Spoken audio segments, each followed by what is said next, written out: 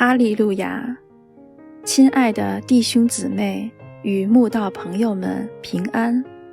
今天我们要分享的是《日夜流淌心中的甘泉》这本书中11月8日如鹰展翅上腾这篇灵粮。本篇背诵金句：以赛亚书40章31节。但那等候耶和华的必从心得力，他们必如鹰展翅上腾，他们奔跑却不困倦，行走却不疲乏。许多人坐飞机时都喜欢选择靠窗的位子，只为了可以凌空欣赏地上的风景。我们也曾于深秋时节坐上直升机，观赏整个尼加拉大瀑布全景。虽然只有短短的12分钟，对双眼的震撼却远胜在地上观景岁岁年年。那是直到今天依然时常在我脑海中追想的激动时刻。我常想象自己是一只拥有双翼的老鹰，在高空中自由翱翔，看尽人间美景。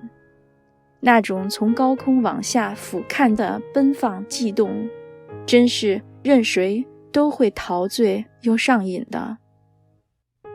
终于明白莱特兄弟为什么一直有飞上天际的梦想，也因有这个梦想，才能支撑他们克服万难，研究制造出飞机，好让他们可以像鸟儿一样翱翔天际。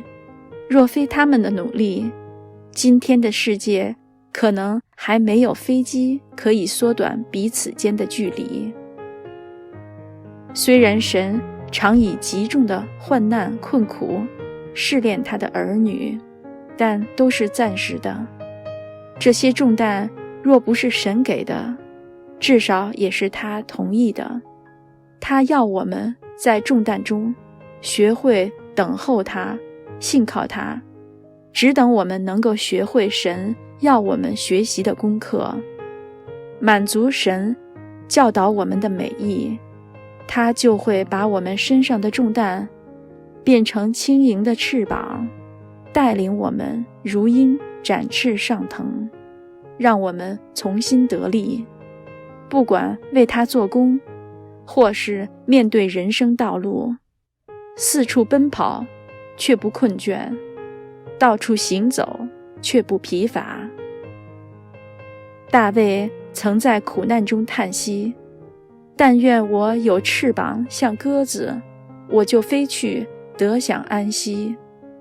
表示人在苦难中都会想象自己像鸟儿一样有双坚毅的翅膀，带着它奔放地飞离困境，在劳苦愁烦中得享安息。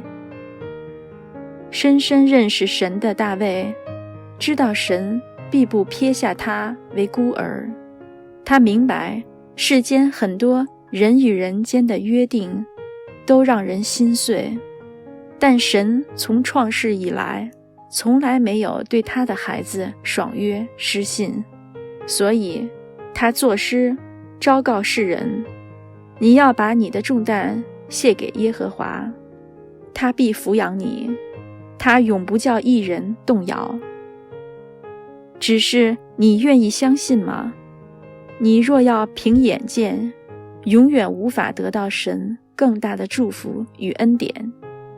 你若愿意凭信心，他必为你在旷野开道路，在沙漠开江河，轻浮于你，甚至无处可容。